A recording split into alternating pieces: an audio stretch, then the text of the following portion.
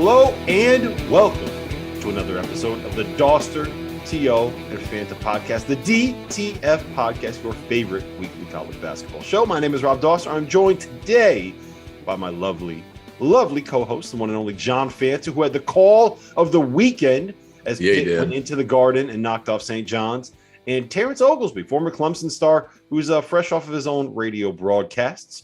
Gentlemen, how are we doing today? Everyone fired up for Christmas? Everyone fired up for the holidays? I'm fired up for like 4 days off. This is going to be great, man. I'm juiced. I got back. I saw some warm weather. It was about 80 degrees down at West Palm Beach. I was calling women's basketball, which was adventurous. I thought the Big East was physical. Go watch some women's basketball. That is physical because there's not a whole lot of vertical play, but it's all done on the floor. And those women were about to kill each other. And the refereeing was sporadic. And as Fanta well knows, he covers a lot of women's basketball too. And it is an emotional roller coaster. That's all I'm going to say about that. But it was fun. And now I'm excited to actually see some games. ACC has some games tonight and should be good. I'm excited for Christmas as well.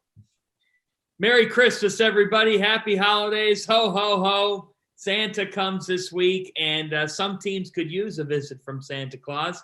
Everything is great. Ready for the holiday season, ready for mom's beef tenderloin, ready for a couple of days to hit the refresh button. Want to give a shout out to Jeff Goodman, who not only is taking a couple of days, it sounds like he's going to take the next month off in the island. We don't shout out Jeff Goodman on this podcast. This is an anti-Jeff Goodman podcast. He sent us a picture last night, by the way, of the beer that he was drinking in Puerto Rico right now, and it was called like I thought it said Medellin, but it didn't have like it looked like the worst beer in the planet. So yeah, I mean, it's a tough life Jeff Goodman leads. This is the fourth vacation, the first 6 weeks of the college basketball season. So I feel for him, man. He's got a tough life. Right, exactly. No, everything is terrific. And look, it's an interesting week right now in the state of college basketball, but the basketball that's being played, we continue to learn some things about some teams. And as we do this podcast, we're a night removed from an interesting evening of games with Villanova, with their backs against the wall. As much as your back could be against the wall at this point in the season, they found a way past Xavier. And the other main game last night, Connecticut facing a Marquette team without their second leading scorer, Daryl Morcell, but you're still on the road. Quieting down the haters. They're quiet this morning, John Fanta. They are quiet this morning. Yeah, it's a victory Wednesday.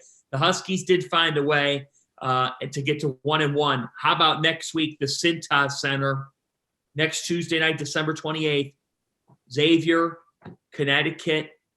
Fascinating matchup. But the Huskies had to have it, and they got it, and they find a way here last night. I know you're a happy camper on this Wednesday. Yeah, I was very happy. I was watching the end of that game live on After Dark with the Miller brothers, and if you go back and you watch the video, you just see me. I'm sitting here like this, trying to have a conversation with them, watching the last 4 minutes of that game, sweating it out.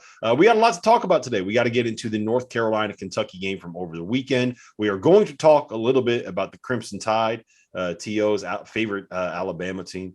We'll touch on a little bit on some of the forfeits and some of the cancellations that are going on in the sport. And I also want to pick your guys' brains, not only on your naughty and nice list for college basketball this season, but I want to hear about your Christmas traditions. I want to hear what you guys do Christmas Eve, Christmas morning, and most importantly, Finn, I want to hear about the meals that you guys make, because that's what I'm here for, is the food.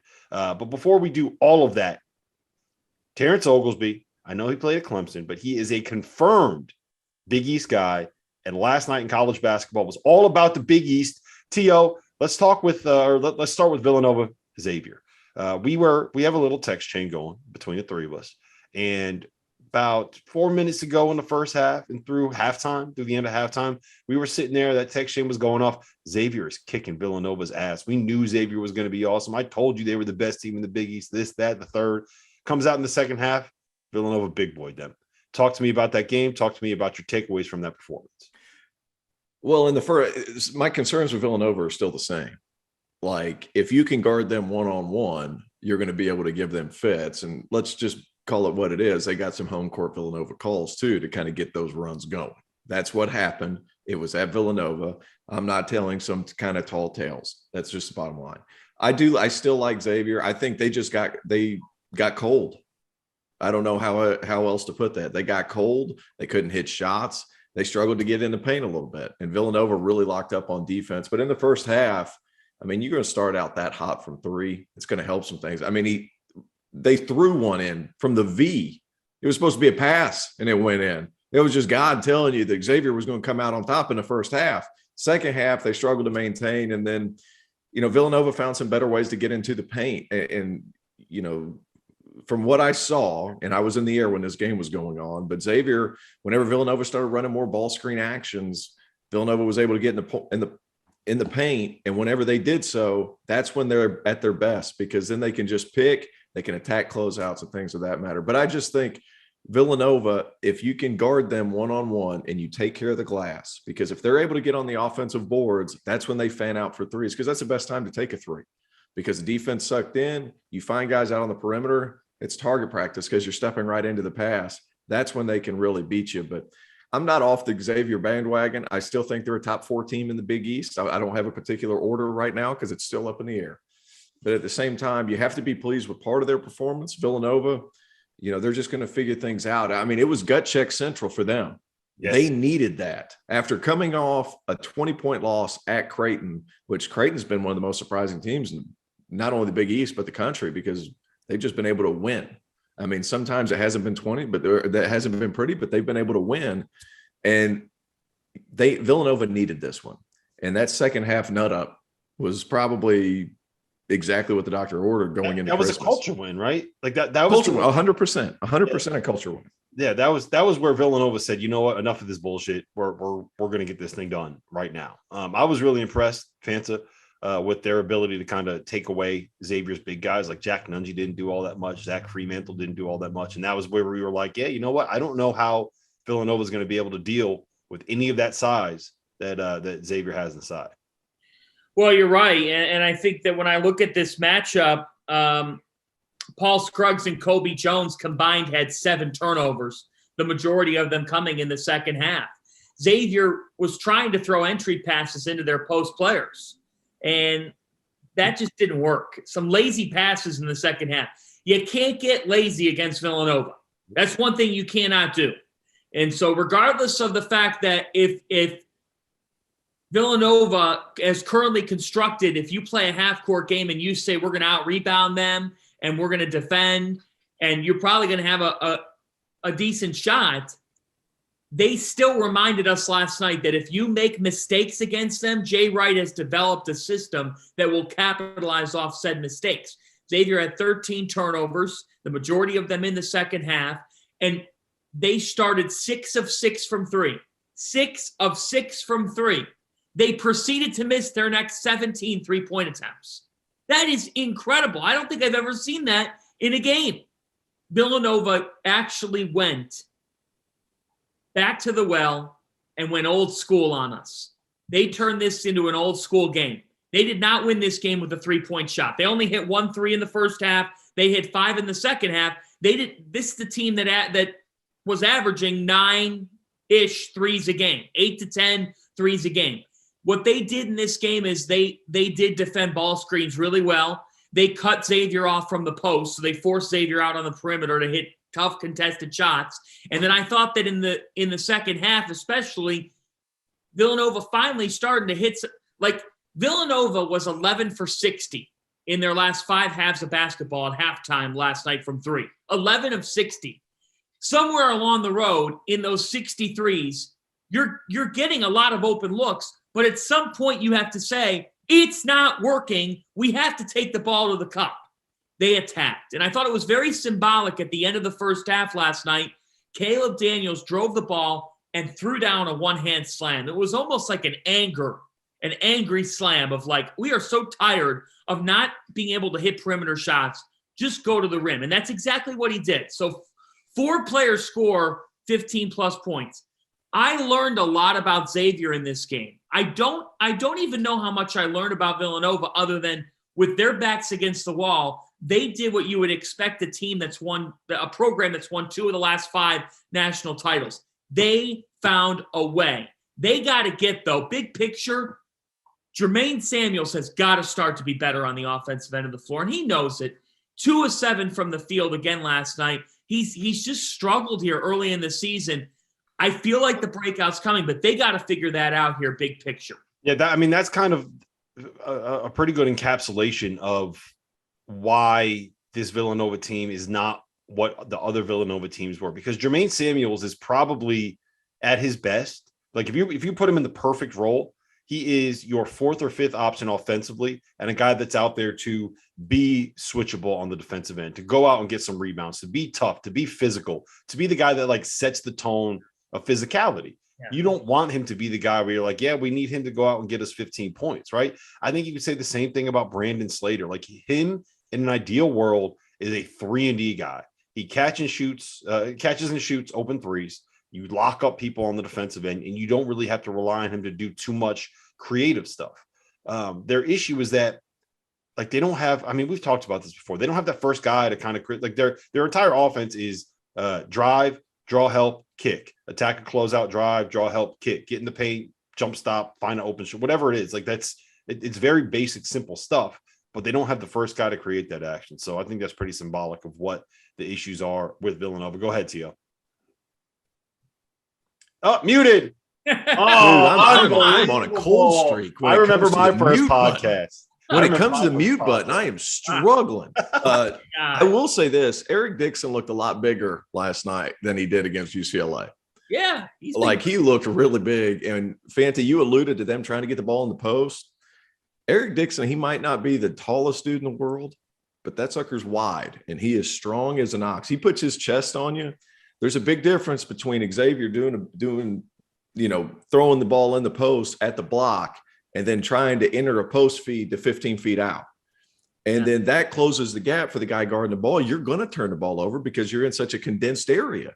So defensively, Eric Dixon was huge in being able just to root out, if nothing else, play physical and root them out to the mid post, as opposed to Fremantle and Nungy getting it way deep on the block. I mean, that the difference between 3 dribbles and 1 dribble for big men in college basketball, the percentages are huge. And I thought Eric Dixon was terrific doing that.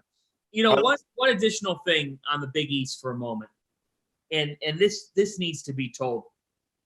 There is a clear mental edge that Villanova has in this conference.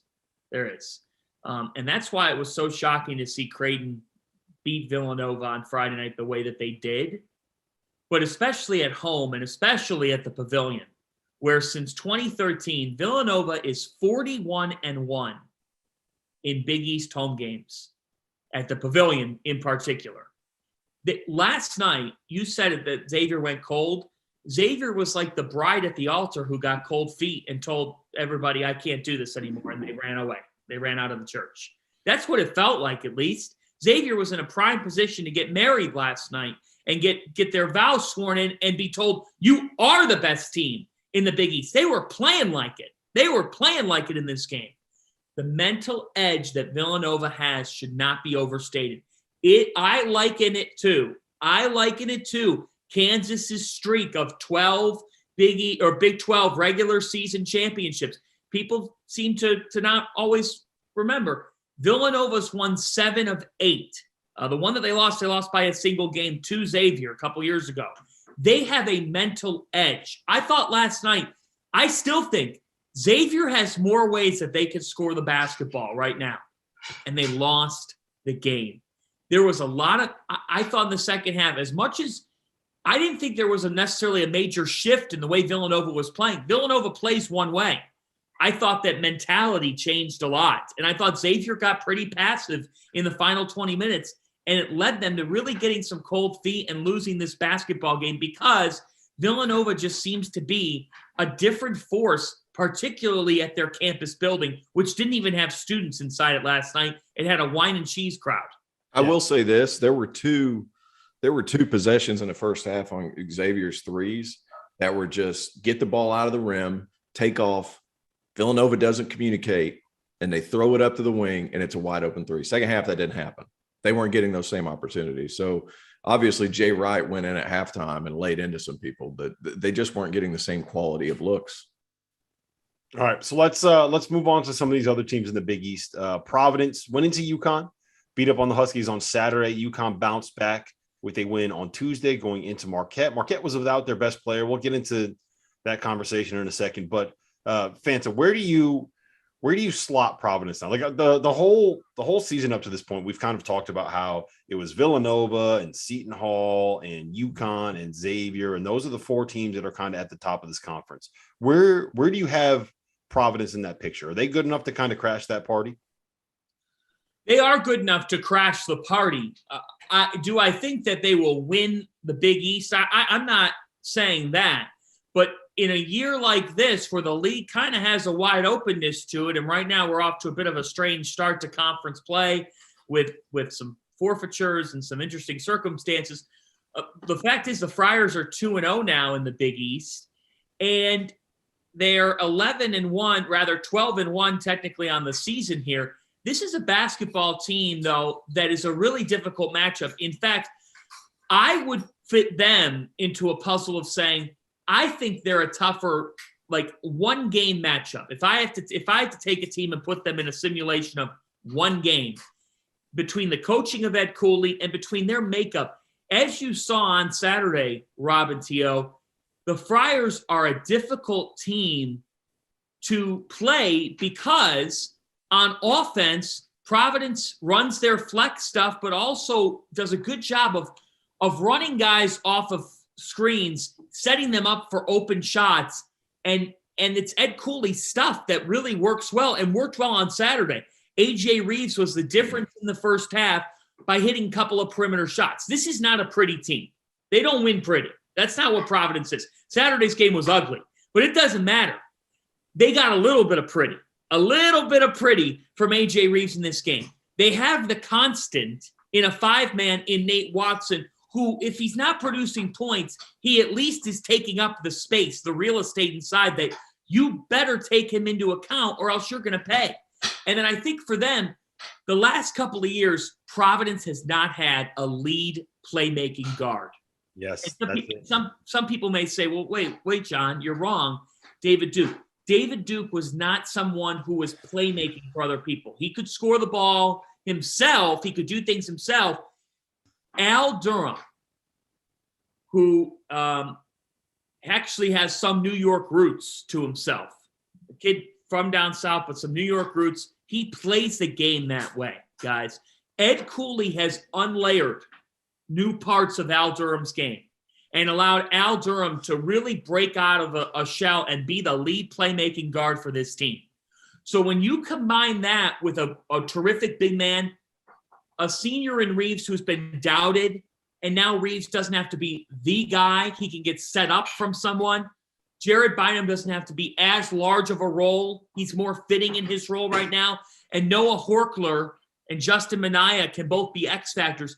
They've got some depth. They have several fifth-year players. And they have a coach who frankly, coming into this season, was totally doubted. The Friars are a factor. The thing about Cooley that makes him so good, and Terrence, we were talking about this a little bit before, is he is so smart with some of his game plans. And they don't always come off, but he's one of these guys that can scrap what they do and do something totally different and kind of catch you off guard. Like they never switch everything. And when they played against UConn, they switched everything and they took UConn out of all of their, like UConn runs a ton of sets. Like everything they do is sets. Everything they do is scripted. And if you can kind of take them out of that, then you run into a situation where they're like, you got to go win a one-on-one matchup. And without Adama Sanogo, they didn't have that. Tio, where do you stand on the forfeits? My take on this is that you should never be having forfeits when stuff is spreading like this. We got to get rid of that. There's no reason why you should be forfeiting games for something that is completely out of your control, right? I don't know if the best teams in each conference are going to win the conference. Like, that's kind of where this thing is. Like, DePaul starts off great. Now, all of a sudden, they're 0-2 in conference. How about this? What, you want to hear something crazy? DePaul is 9-1 overall and 0-2 in the Big East right now. There's no way that should be something that happens. We No. got to get rid of these forfeits. No, so something's got to happen. And I would go back to what Frank Martin said and what Nate Oates said. Like, we got to figure out ways to play these games. We've got to figure out ways to play these games. Obviously, the forfeits hurt. The sad part about the whole situation is there's been teams who've had games canceled and they've had to forfeit, and they've had 100% vaccination rates. Boston College, for example, at least give them the shot to go play. That's where the whole issue is. Like, we were at a different time whenever these policies were put in, because we tried to put incentives on vaccinations with players. That's what we tried to do. There is no longer those incentives. So you're taking away what you were telling them was going to be the positive in the first place. So it's like, there is no right answer except for, hey, it might be time for us to realize this is something we're going to have to live with. And I don't know what the right answer. You can't do a forfeit. You can't do a forfeit because it's not right. There's nothing they can do. It's completely out of their control. Yeah, so you have to figure something out. The whole reason you put those forfeits in was to make sure that teams that had large unvaccinated populations on their roster got hit. If it was your fault that the game couldn't be played, then you took a loss. The problem is all the teams that are taking losses right now are teams that are like, it's vaccinated players. Yeah. Right. And yes, they should probably get boosted because that will help the protection and help you from testing positive. That would be a good thing to do. But we have to get rid of the forfeit rule. If games got to get canceled, like, it sucks, but I understand it, right? There's people in charge of health decisions that are going to be overruling whatever coaches want. But you cannot make that be a loss in the conference standings. Like that specific part of this rule has to go. Yeah. And Fanta, I know that you're in with the Big East. I don't know if you have any insight on this. I don't know what you can actually share, but is this something that is the Big East actually thinking about changing this? Because they have to eventually. Well, of course, there are ongoing discussions, and I would just submit and say that on any matter, this is not the commissioner of the Big East Conference, who is Val Ackerman. This is not Val Ackerman sitting inside an office and hitting a button. That's not how this works. It's not how college athletics works. So people need to understand a little bit here. And it's not going to change the way you feel about it. I understand the feelings about it. Totally understand. And I'll get to that in a second. When these decisions are put into place, they are announced by the Big East Conference. They are voted upon by the 11 athletic directors and 11 presidents of these institutions. And a vote and discussions were handled. And the fact is that when you have one or two of these things pop up, the rationale that goes into people's heads is, well, if we do some dramatic shift, then why did we spend the amount of time we spent on putting the policy in place to begin with? Real quick, not to cut you off, Fanta, but there's literally like breaking news as we're sitting here. Matt Norlander just tweeted that the Big 12 has reversed their forfeit policies. So there will be no more forfeits in the Big 12. So that's the first one. That might be the first domino to fall to kind of get this thing back. Yeah. So, that's a situation where the Big 12 calls a meeting. They do vote on it. Their athletic directors vote on it. The conference issues the policy. The conference does not make the policy. The league schools make the policy. And the schools vote on this, and they put it into action. There are meetings happening daily, hourly, minute by minute. They're going to get this right.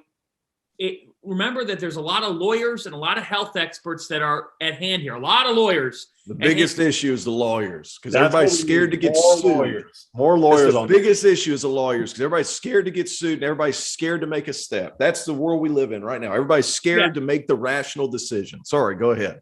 I think more than anything here, if I'm a junior who's now in my third year of playing right now, I just got to be, if I'm sitting in my room and my team's forfeiting a game, I got to be thinking, what did I do? Like, what did I do to deserve this?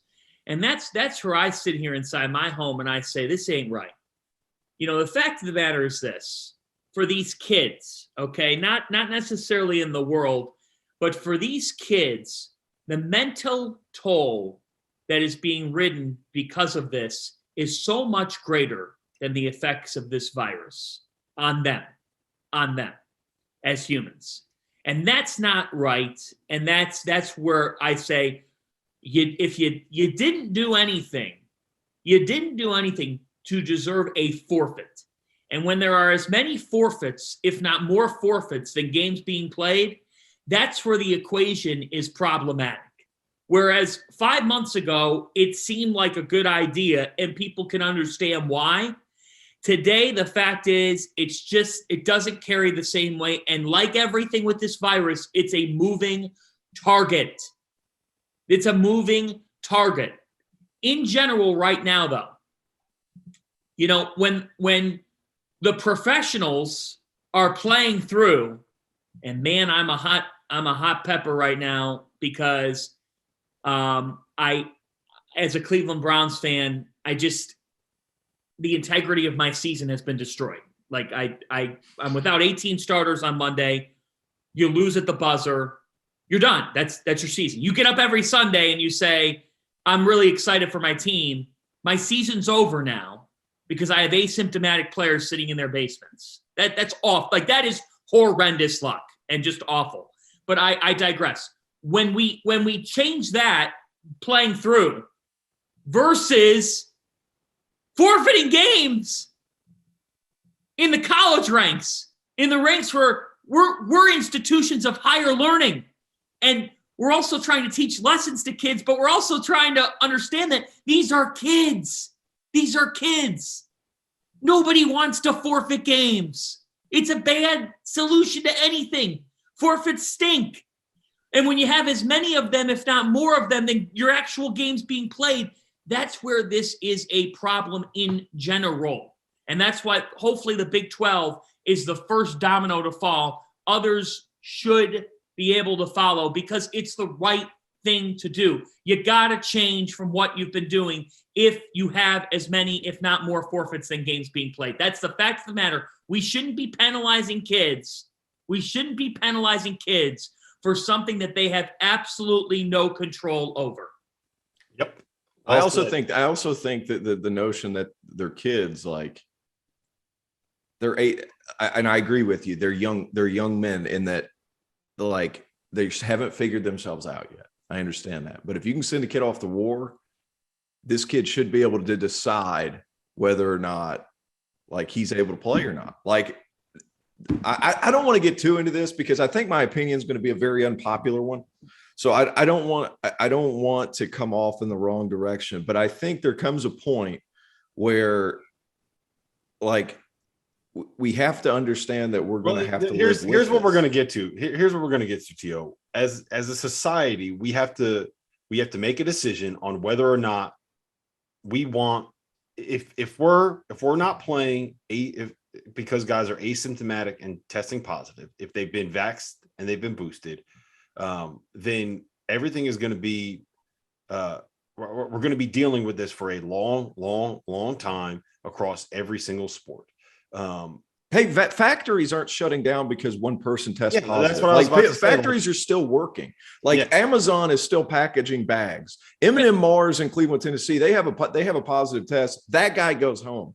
Like, sports is the last frontier when it comes to this. It's the only one that's still doing this. People are still staying home. Sports, for some reason, has lagged behind. What we're going to have to come to a point is either things continue to be the schedule continues to go the way that it's going right now, or we accept the fact that there might be positive players that are asymptomatic playing in games. And honestly, like, I'm not going to sit here and tell you that I know the right answer because I don't know. Like, I'm a mediocre basketball analyst that knows how to post stuff on YouTube, right? I'm not going to sit here and pretend that I have a degree, like a medical degree, or I understand like virology or anything like that.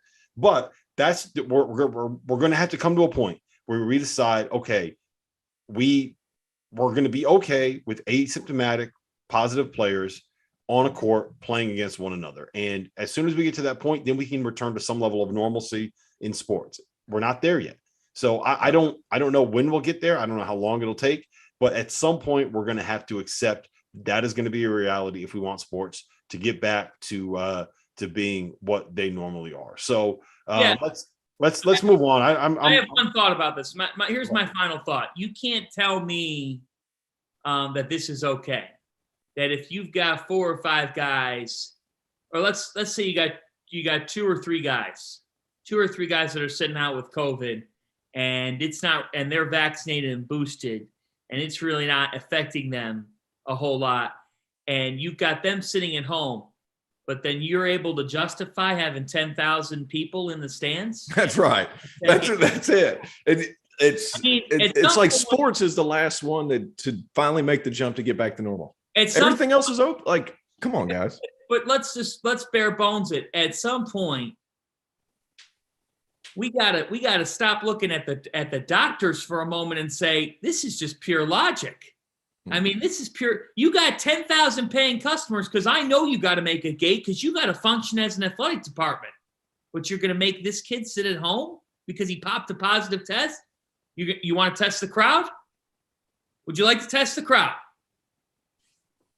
No, nobody wants to do that. That's the problem, is that the only place where we're doing this kind of testing is in athletics. Is in athletics, where you're getting asymptomatic people testing positive, which is we're like I said, we're going to have to come to an inflection point. It's where we accept that positive players are going to be competing against each other, and we're not there yet. I don't know if we're going to end up getting there. I don't even know if that's the right thing, but that's just, if you want us to get back to normal, that is something that we're going to have to accept as a society. Speaking of accepting something as a society, Nate Oates lost again. They got their ass kicked last week by Memphis. Last night, they took on a Davidson team in a game that was originally supposed to be against Colorado State. Colorado State had positive tests. They had to cancel that game. So Alabama flew in Davidson on short notice, and they could not stop the Wildcats. T.O., what's going on with Alabama here? The Miller brothers said it last night with you on After Dark. It's hard to fly in Davidson on a one-day prep, and they move so well. And a lot of the actions that Davidson scored off of, guys, were set pieces that if you had an extra 24 hours to scout, it would have been different. They are very hard to guard. And they had a young man, Foster Lawyer, Michigan State transfer, correct? Correct. Yeah, he's a Michigan State. Yep, Michigan State transfer. Yeah, Michigan State transfer. He looks like the ringer at a Merrill Lynch company picnic. Like, he was bringing the ball up the floor, and like, he looked like he could barely get up there. He's just kind of sauntering his way up. But, man, they've got guys who can really shoot it. They can pull you out, and they're not going to get sped up. To be honest with you, the last 2 losses for Alabama, against Memphis, they looked exhausted after an absolute slugfest with Houston. So I'm willing to write that one off a little bit. Memphis is all high and mighty because they have a team meeting and everybody's happy for the next 48 hours. That's how those things work. They never really fix anything long-term, but those things actually work for probably the next 2 games or so before the same things pop right back up. But so I'm willing to write that one off. This one, I was a little worried right away. I was like, oh, man, Alabama scheduled Davidson. You know what Alabama's going to do offensively, but defensively. And Nate Oates, he got on. He said, we're going to have to guard better going into the season or else we're going to be in trouble. Yeah, but at the same time, Davidson, they will run you ragged because they have guys that can knock down shots from everywhere. They're really disciplined. All these funky actions, like the post players going away and then popping right back. The first 2 possessions of the game, basically, for Davidson, can tell you all you need to know about how hard they are to guard.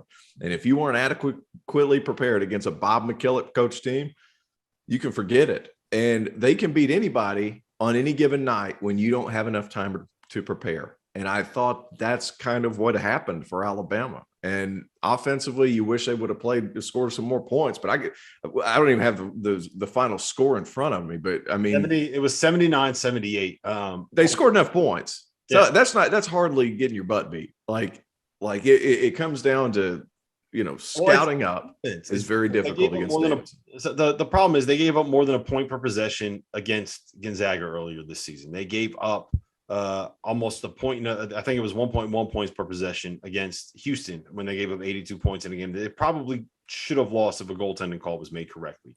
They gave up 92 points in 76 possessions to a Memphis team that looked like they couldn't score on the 3 of us for much of the season. They gave up 79 points to Davidson. The bottom line is this: you got to get stops. everyone talks about the pace that Alabama plays at. Everyone talks about the 3-point shooting, about this system that NATO has, about how efficient they are, how on the forefront of basketball and the development and the modern game and threes and all that stuff. You can talk about all that you want. Last year, Alabama was I think they finished 30th in offensive efficiency on KenPom. Last year, they finished 3rd nationally in defensive efficiency on KenPom. They were an elite defensive team. They are not right now. And that is the difference between what this Alabama team is right now and what they were last season. And I mean, look, Nate Oates is right. You can't win if you don't get stops. Now, let's put it all in perspective. Gonzaga, one of the best offenses in the country. Houston, one of the best offenses in the country. Memphis, apparently one of the best offenses in the country when they actually decide that they want to play. Davidson, one of the toughest matchups in the country, right? Those are really, really good offenses. So there's a reason why they're getting lit up, but you can't deny the fact that they're getting lit up and they have to be better on that end. Yeah, and they're not going to be an elite defensive team this season. They had Herb Jones and other defenders last year that were at an elite level. We thought that this would level out, but what has happened defensively with Alabama is the flip side of things. And the fact is, I agree with what you both have brought up. Bob McKillop is one of the more underappreciated coaches in the country. Yeah. And it showed last night. One-day prep for that offense is very difficult. Davidson now 9-2. And it shows that team's going to be in the field of 68 and is going to be a dangerous team. I don't know. Like here, they needed that win to have a chance to get a bid, but like the A10 right now is a complete disaster. The Bonnies have fallen off. Richmond is not what we thought they were going to be. St. Louis is just okay. VCU has been decimated by injuries. I thought that was going to be a really, really good league, but that might be a one big conference. And if Davidson can't roll through that league, I don't know where they're adding any more good wins the rest of the season. They needed this one so you can kind of pin that one at the top of their profile. But where else are they going to get a win? They don't have another team that ranks in the top 60 on KenPom right now. I'll bring up the net and see if there any of these Atlantic 10 teams are great in the net. But it almost doesn't even matter because when you're playing a bunch of like LaSalle's 250, Fordham's 200, when you're playing those games, it's going to bring down everything in the conference. So I don't know. They needed this win to have a chance. I don't know if they're going to be able to get this thing done, man. I think 22 assists to 11 turnovers. They didn't get sped up. And Alabama relies on you getting sped up. And every time they tried to switch something, Davidson is so well schooled, they just had a counter. And they've got guys who can really shoot the ball, not one or two guys, that a lot more than that. Like, yeah, this was efficiency versus volume. Yes. Davidson goes 12 for 24 from 3. Alabama goes 12 for 36. And also, like, it was a 1-point game. You know, like at the end of the day, Davidson's a good basketball team, and they could roll their way through the A10. And guess what? If they roll their way through the A10, if that team is top 3 in the Atlantic 10 and doesn't have any terrible loss in the Atlantic 10, that team, if they make the Atlantic 10 final 2, and you have a road win in Alabama, they've lost to San Francisco and New Mexico State, I believe, is who they've fallen to. Mm-hmm. They got to pick 68. They got to pick 68. You got yourself back in a conversation last night, and I thought Luka Brogdanovic and Mike Jones were fantastic in this game, and they played well off of Lawyer. The other side of it is this: efficiency versus volume. You're right, T.O. Foster Lawyer was a creator. Last night we did see the other side of Javon Quinterly. And Javon Quinterly fits Nate Oates' system perfect. But he fits Nate Oates' system so perfectly that when the system is kind of its own victim, it is Quinterly that you have to look at. Quinterly's up here, sometimes the other way. Last night, he went 5 for 16 from the field. He does tally 6 assists. 6 assists to 2 turnovers. That's fine. Javon Quinterly sometimes has to pull back the shot and understand that he's in a position where he's got to create shots for others, and he does a doggone good job of it. But last night, 5 of 16 from the field. I thought he forced the issue a little bit at times. I think Nate Oates will live with that, but that's something they have to look at a little bit more so, because if he doesn't force the issue a couple times, he might find a shooter. And in a 1-point game, 1 or 2 possessions makes all the difference. Yeah, I want to circle back on something that you said, Fanta. You said we have to find a way to get 68 teams in the field, which is a perfect segue to talk about T.O.'s past life when he was an ACC guy. He's not an ACC guy anymore. He's a Big East guy now. I'm still an ACC guy. No, you're not. You're a Big East guy. You're on board with us. You're on the DTF. Way to stay loyal, Terrence. You are a Big East guy through and through. Look, you could be an ACC guy again next year. You can't be an ACC guy when the second best team. No. You don't just leave your roots. No, you don't just leave your roots. I'm still a Tennessee. I still grew up in Tennessee. I'm still a Tennessee guy. You got to get up out the ACC, man. You got to cut ties with them. For today. Anyone said that? We got to pretend it doesn't exist. You can't rep the ACC that hard when your second best team is getting 30-pieced by Kentucky in Las Vegas. So I do want to talk a little bit about North Carolina, Kentucky, and kind of what that means, big picture for the ACC as a whole. We were talking about it a little bit off air, T.O. Are we looking at 3 bids for the ACC outside of Duke? Like, let me phrase it like this: outside of Duke, is there anyone that you would be willing to put like $10,000 down on to be able to make it to the NCAA tournament? Is there anyone that you feel confident in saying, I know that team's going to be in? Duke. Yeah, other than them. But it gets ugly real quick. You know what? I just feel like the conference season still matters. And I just feel like Carolina's going to be able to win enough games. One team that guys are slow to jump on the bandwagon, Londis Williams and Wake Forest. We had Forbes on the other night. Like, those guys are good. They're old, they're athletic, they guard. And man, I was texting with one of their assistant coaches the other night. That might be the best skip passing team. And it's such a detail. They might be the best skip passing team in America. Because they are able to that's the nerdiest basketball. It is. It's awfully nerdy, but it's become so important in today's basketball game. Yeah, it is. Because they get into the paint, and the game-winning shot from Alondis Williams, who had 35, and any other player who has 35 at the end of the game, he's going to shoot that ball because the game was tied. He's going to put that ball up near the rim and try to make it happen. He's a senior who had the maturity to get down lane line, come off 2 feet, make a skip pass right in the shooter's pocket to Isaiah Musius. Like, I'm talking right in the numbers. And it wasn't just him. Like, Dallas Walton, Charlotte tried to throw a bunch of bodies at Dallas Walton, and he's making skip passes from the block to the opposite 45 right in the numbers.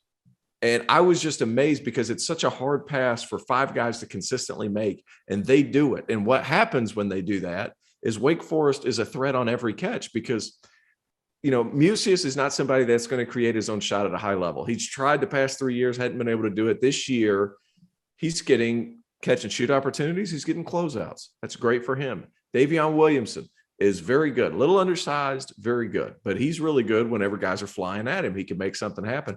And Alondis Williams, man, that dude's going to get paid. Some of the passes that he makes, I mean, he's got 30 points, and he never seems like he forces the issue. So I would go Wake Forest there, North Carolina, Duke. After that, it's up in the air, and I can't I'm looking at the net rankings right now, and that's what's going to matter is kind of where you are, because there's a certain limit for like if you're not a top 50 or top 60 team in the net, like you can pretty much write off the possibility of getting an at-large bid. Right now, here are the teams that are top 50 in the net in the ACC. Duke is 8th. Mm-hmm. Virginia Tech is 28th. Wake Forest is 34th. I think those 3 teams are going to put themselves in a pretty good position to get a bid. Carolina's going to make it, guys. Carolina is 46th right now in the net.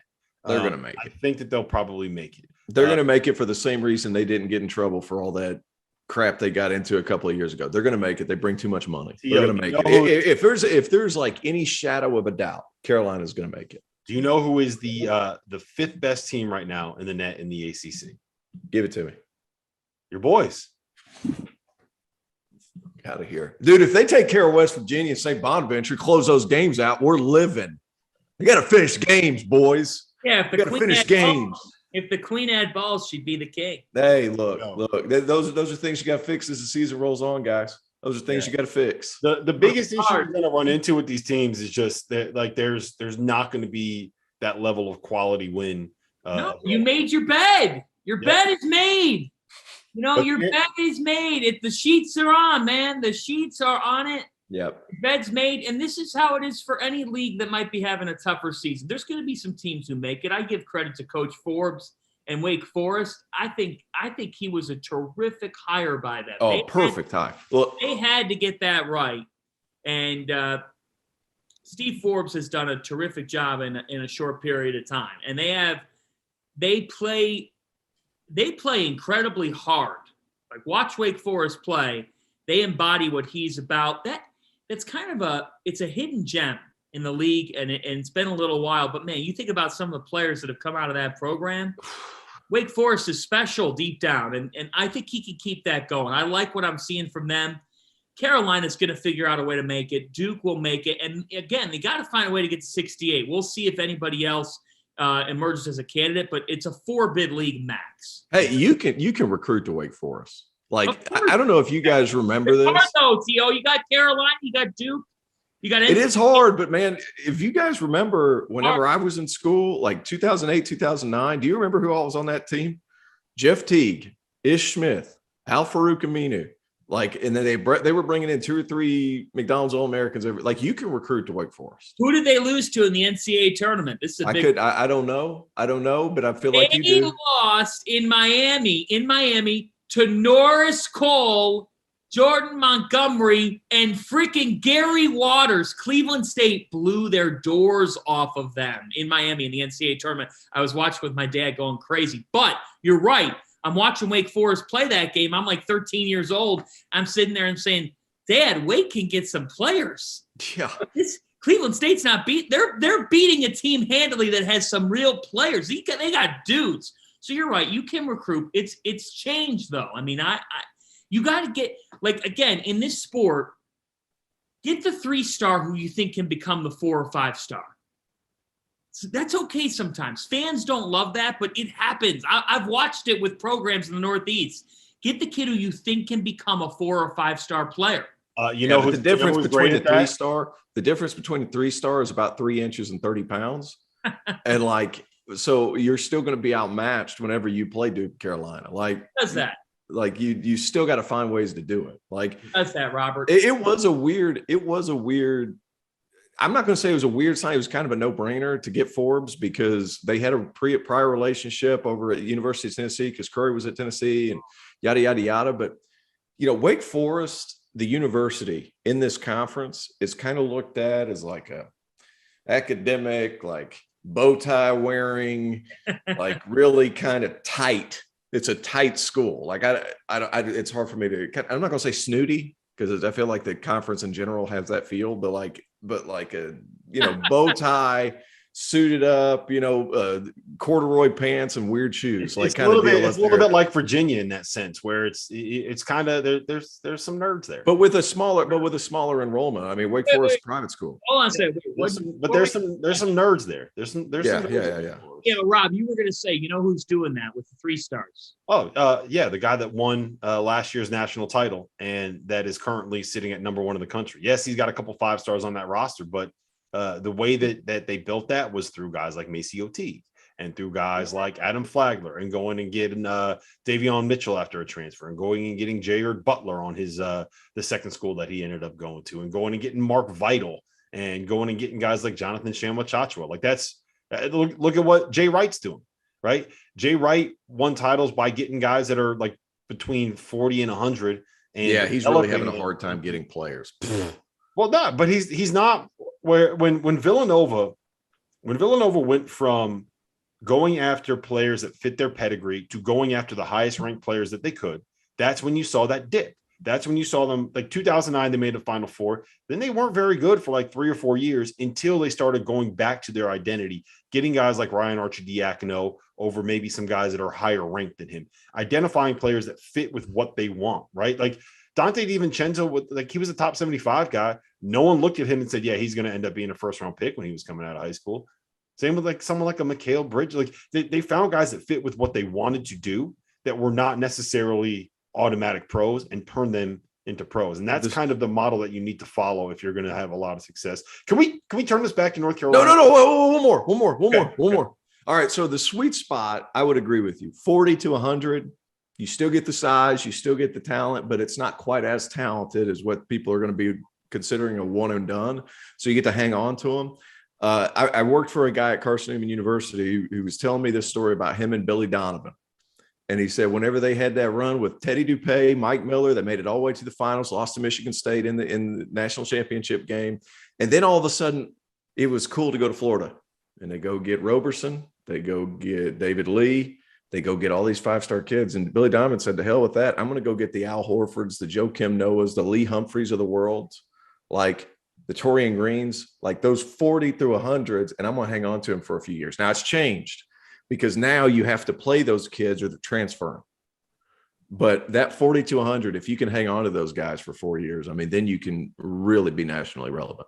Yeah. All right. So, let's get into some of our Christmas time stuff. I want to do Fanta. This was your idea. You want to do a naughty and nice segment. So I think let's start with the nice, and we should just kind of roll through. I have a list of like 3 or 4 things I have written down for who's going to be on the nice list. So I'm going to go to you first on this one, Fanta. This is your segment. This is your show. Go ahead. Ho ho ho! It's time. Go get it. Get the beard. For the naughty and nice list here in honor of Christmas. We're going to give out some toys to the kids. This hat's doesn't fit me all the way. Yeah, we got to get Santa Claus a bigger hat. I got to get a bigger hat. We'll work on that. On my nice list, from a player standpoint, Benedict Mathurin.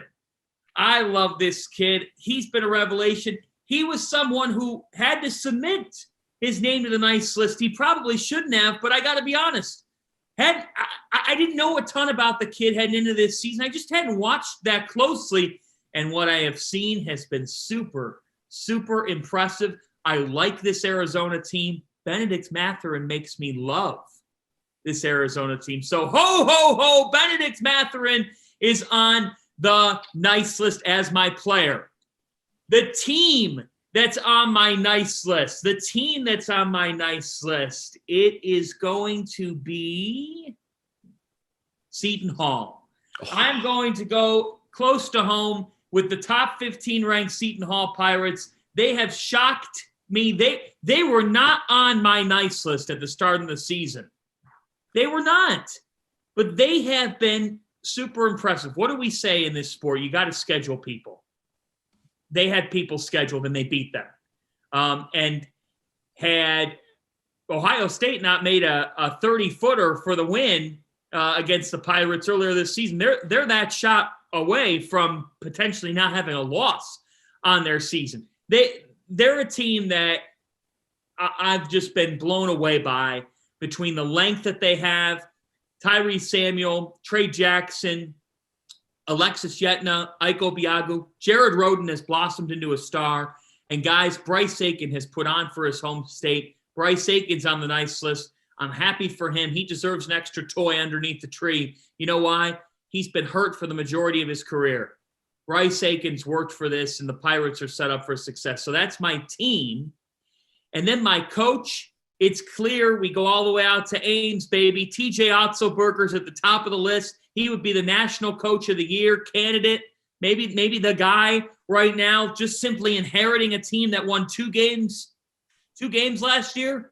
TJ Otzelberger, you are the king elf this season for what you've done. TJ, you're on my nice list as the coach. Those are my 3 teams on my nice list. And on the naughty list. Hold on, save it. We'll get to that. I'll save it. Go ahead.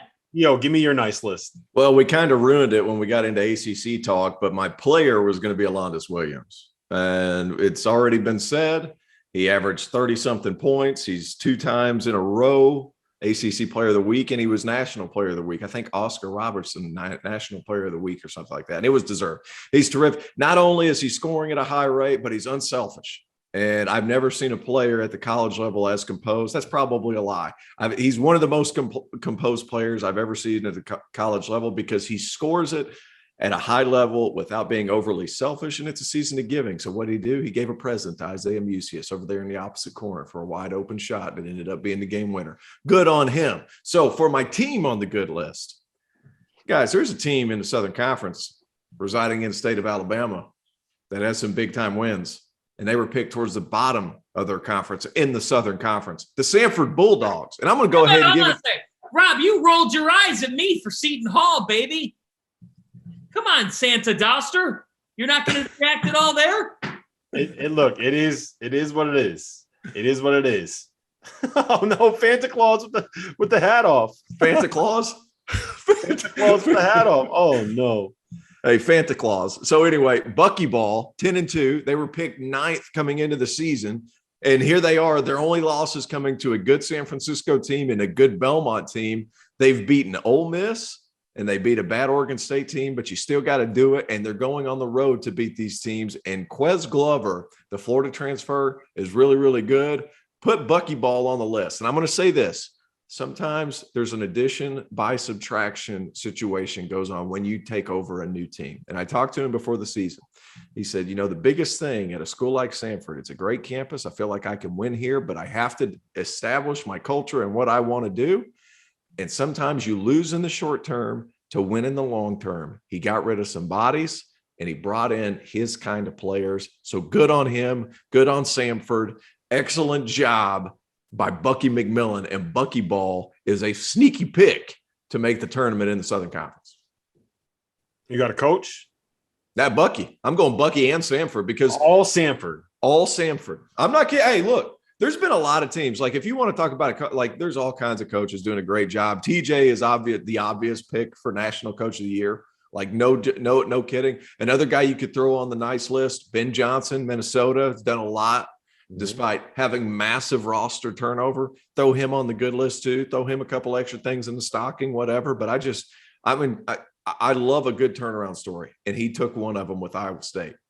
But Ben Johnson has also been good. But I still think like they're going to struggle when it comes to conference play. You want to hear a crazy stat about Iowa State?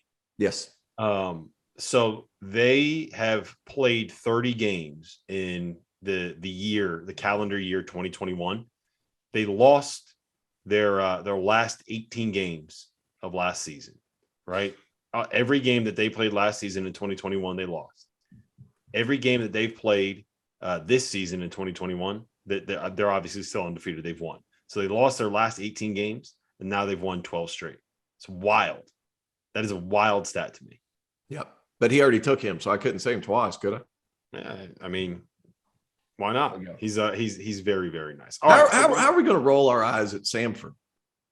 You went all in on Sanford. I am all in on Sanford. I think they're awesome. And I go with a top 15 team. That's a big surprise. And I rolled my eyes when John Fanta went with the school that he went to. The degree that is sitting on his wall right now is what the eye roll. Anyway, it's hard. What are you going to pick, Duke? No. So here's my nice list. I'm going to start with the coach, I'm going to start with the team. I put Kentucky on my nice list for the simple fact that it's been a little bit of a rough go for them. No, you feel bad for all the crap you've been talking. No. Here's trying to regain some favor with the Kentucky people. That's all this is right now. You can't dog them. You can't dog them and then jump right back on, put them on the nice list because your conscience. No, here's what I'm going to say. You don't even know what I'm going to say. So they've had a rough go of it when it comes to kind of COVID cancellations and stuff like that. They lost the Ohio State game. They went out and they played North Carolina. They won that game by 30. They lost the Louisville game. And what they did was they went out and they rescheduled that against Western Kentucky in a game that is specifically being played to benefit the people that suffered from the tornado outbreak that happened in Western Kentucky last week. So to me, that is why I have them on my nice list, is because they made the best of a bad situation to help people out in that area. And I think you could put Coach Cal on the nice list as well, too. I can't stand watching his teams play basketball. I don't like the brand of basketball that he coaches right now. But you can't say anything bad about what he does to kind of help the communities. Like I specifically remember when there was the earthquake in Haiti, and he was able to raise money for people to, I think they raised like $1 million with a telethon. So he has always done a very good job at supporting the community around the program. And being able to tap into the generosity of Big Blue Nation. So I'm putting Kentucky and Big Blue Nation on my nice list for that reason. Hey, throw Chris Vogt on there too.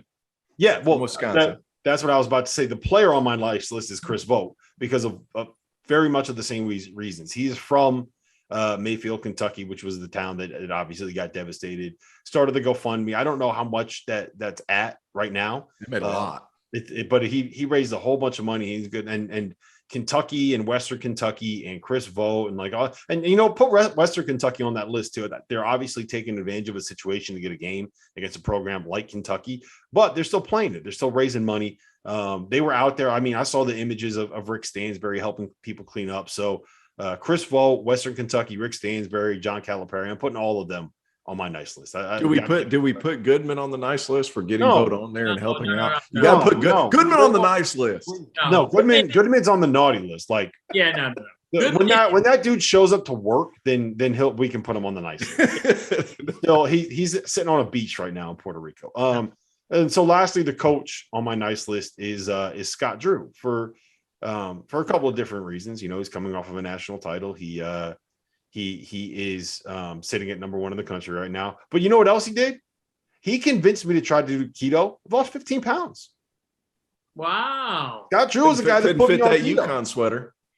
Yeah, well, I still can't fit into that. I need to lose like probably another 25 to get into that thing. But the wild thing, and I'll give you guys a peek behind the curtain, is I get a text like once a week from Scott being like, "How's it going? How much weight have you lost? Do you got any tips? Like, what are your good snacks that you're eating while you're on keto?" I'm like, "Yeah, I love this guy." So Scott Drew, thank you for helping me shed some of these 15 pounds. Now my plan is to put all 15 back on. Yes, during Christmas. Like that's the whole goal is you lose some weight just so you can eat like an asshole over Christmas. That's my plan. All right. Naughty list. Tio, I'm going to you first on this one. Oh, I tried to talk him up, but I got to go back to it. The ACC's on my naughty list just because I'm disappointed. I'm just disappointed. I thought it was going to be back. I thought last year was kind of a down season, and then this season ends up being a little bit worse. And I kind of want to make an excuse for it, boys, because it's ACC's and it's in a transition probably for the next 5 or 6 years. I think the next 5 or 6 years for the league is going to be huge because you're going to lose even more coaches. Coach K is going to leave. Larinaga down at Miami is going to leave. Boeheim might coach until I'm dead, but eventually like things have to slow down. And I heard somebody say this the other day, and I had a hard time finding a hole in the argument. And it was the ACC was so worried about becoming a mediocre football conference that it became a mediocre basketball conference. And it has hurt the league because they forgot what they were really good at, what they were good at for so long. And I think it's unfortunate. But it really, not only that, but it also goes back to like all these coaches retiring. Mike Bray, you have Notre Dame in the ACC. He's kind of like he's on the home stretch of his coaching career, I think, from what I've heard from people. I don't know that for a fact, so I'm not breaking any news, but it's a transition period right now for the ACC. So it hurts me to say it, but as somebody who loves the juice, when the ACC is good, the juice is there, and it's coming from the entire East Coast. But they're on the naughty list because we got to get our priorities in order. We got to become a basketball conference again, which is what it should be. Yeah, I think to your point, Terrence, and I won't put Syracuse in there because they have made a Final Four, they've made tournament runs. But the fact of the matter is this: 2 programs in particular, when they joined the ACC, were in very different places than where they are now. Pittsburgh has taken a mighty fall, and Louisville has taken a big fall. Louisville basketball is not what it was, and it should be. I mean, the fact is, like that was one of the big brands in the sport, one of the winningest programs in the sport, and you're supposed to be able to count on certain things. Well, when you realigned, you're right. Like you realigned thinking that you would benefit, and the grass is not always greener. Yeah. Now the Big East breakup had something to do with that too, but the fact is, it had everything to do with it. But the league just hasn't been up to it doesn't feel like it has a clear identity. It doesn't feel like from top to bottom, there's just some programs that I think are soul searching. Yes. And when you have that happening in your league, your whole league gets hurt by that. It really does. And so I think for the ACC, can they figure their way out? Yeah, of course. This is a historically down year. And last year, I don't get too into the weeds on like the last year. It's hard to quantify because just last season was just the strangest thing. I hope we're not on that same pathway here right now. But on my naughty list, the Pac-12, and particularly one team that is 2-10, that was on my nice list a year ago. Oregon State is on my list. I'm sorry. I'm a big Wayne Tinkle guy, but you're not getting a big toy from me underneath the tree this season, Beavers, because you're 2-10. You're 2-10. That cannot happen. There are things that cannot happen. That's one of them. So that's on my naughty list. Number 2 on my naughty list, the game. The Texas Tech-Tennessee game at Madison Square Garden is the naughtiest game of the season thus far. I watched that game live, and I am scarred for life. I think I legitimately lost a year off of my life sitting there watching that game. My favorite part of that game was it was so bad that Villanova and Syracuse fans gave us old school Garden with a chorus of boos raining down as the game went to overtime. It was fantastic. It was so good when they were just booing players off the court for giving them 5 extra minutes of basketball. I've never heard a boo like that. So that's number 2 on my naughty list. And number 3 on my naughty list is when a team calls a timeout, the first timeout of the second half. They take a TV commercial, but they're already under 8 minutes. This happened last night. Then, this is a UConn Marquette game. Then at 4:59, they take the under 8 timeout. Then at 3:58, they take the under 4 timeout. Stop with all the timeouts. It ruins the flow of the game. We are smarter than this. We are better than this. So if I have a naughty rule that we've got to change, if a team takes a timeout, just because it's the first timeout of the second half doesn't mean that then if there's a media timeout that you're already sitting on, you have to take that the next stoppage. Let's be smarter than this. Let's be smarter than this and give a crew and the coaches a chance to say during the game, let's be a little flexible here. We're going to take our timeout now, or this isn't going to be the timeout. I know you got ads to sell, but there's nothing worse than when you have 3 timeouts in a minute. The game gets ruined in its rhythm. That and they've extended the length of the timeouts this year for more ads to try to recoup some money, which big time. And you know, Rob, as a UConn guy, you should be glad about it. Remember last night, Marquette's on like a 13-3 run, 16-6 run. Mm-hmm. All of a sudden, Dan Hurley finally called a timeout. He finally called a timeout. He said, guys, let's go. Then they get it within 1, and there's a media timeout. And out of the timeout, Tyrese Martin says, I'm putting this game away. I tell you what, if we don't have a stoppage, who knows? Like Marquette was in rhythm. They had something going. It's good news for UConn last night.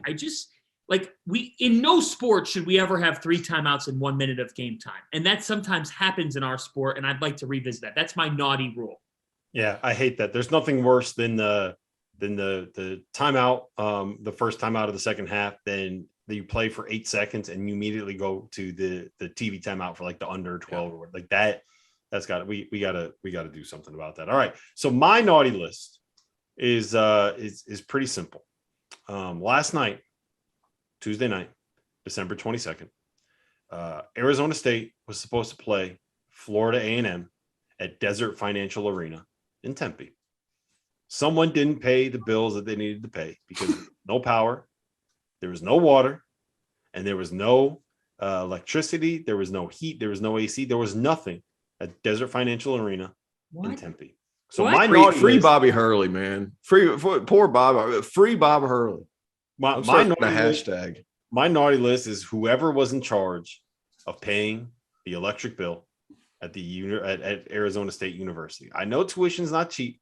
I know they got the money to do it. Whoever was supposed to send that check and didn't send that check in, you're on the naughty list. We lost the game because of a power outage at an arena. I never thought that feels like something that would happen at high school. That feels like what happens on the Sunday of an AAU game when you end up leaving leaving the weekend early. So They played a backyard game. They should have played on one of the street courts in Tempe.